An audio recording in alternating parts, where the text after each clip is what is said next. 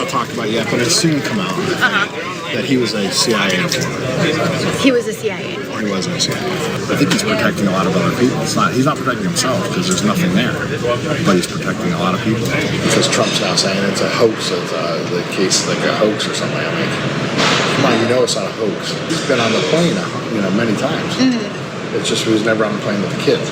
I've seen the itineraries and I've interviewed all of the victims. There's never been an instance where Trump was on a plane with these kids and a rape occurred. But that can't be said for Clinton, and it can't be said for others. While the Clintons were on the plane, while Bill Clinton was on the plane, there were rapes that occurred. Overheard at Phoenix Airport on September 8th, 2025, a senior Justice Department investigator who personally worked on the Epstein case tells all. Glenn Prager, who has reviewed Epstein itineraries and has interviewed Epstein's victims, drops a bombshell. He says that the DOJ did not want to go after Epstein because he's a CIA asset, that the evidence from his investigation confirms that Bill Clinton was present for alleged rapes on the Lolita Express, and that President Trump was not present for the rapes that Glenn Prager investigated, but that he is protecting a lot of other people that were. How about this whole Epstein thing that's like going on? So I worked on that case. I used to interview all the victims, and my picture was 20 to 30 victims, in Palm Beach that I was interviewing and dealing with and stuff like that. And then we would go ready to go to trial, and they would flip. Epstein would just pay them off, and they were just like these little kids. They pay off their family. They're all broke kids and poor families, and so you pay them off like anywhere from $150,000 to $500,000, nothing in that guy's world.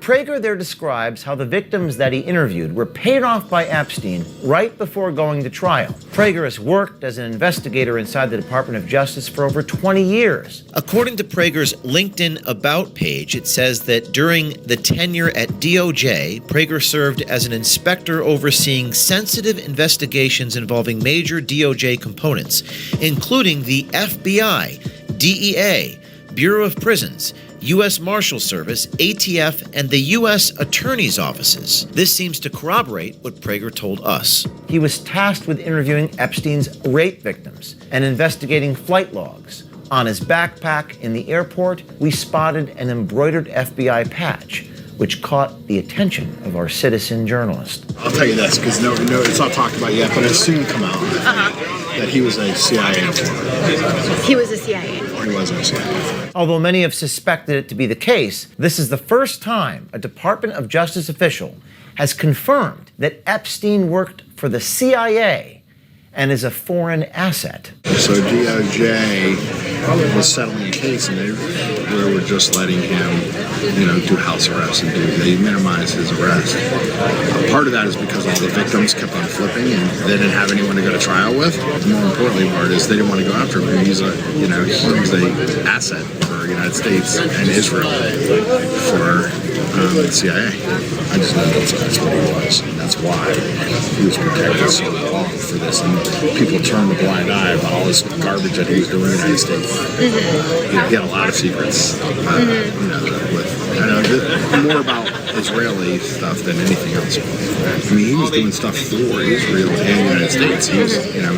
He's working for both. Glenn Prager, the Department of Justice investigator on the Epstein case, then talks about whether President Trump was involved. Many are trying to tie Trump to Epstein, but what Glenn Prager says is that Trump wasn't present during the inappropriate sexual behavior that he was investigating. But Prager does say that Bill Clinton was, backed up by his experience interviewing the victims and reviewing the Epstein Lolita Express itineraries. Quote, "They killed the Epstein list to protect the Clintons."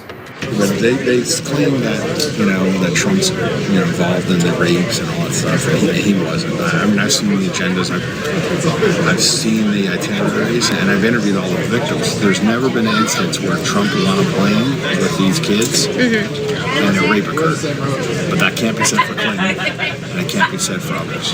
I remember that it was being killed because I know Clintons were on there. And The Clintons were on there. 100%. And while the Clintons were on the plane, while Bill Clinton was on the plane, there were rapes that occurred. And I'm saying Trump Although as many flights as there were and all that kind of stuff, and on the island and all that stuff, he was never there during a single alleged raid.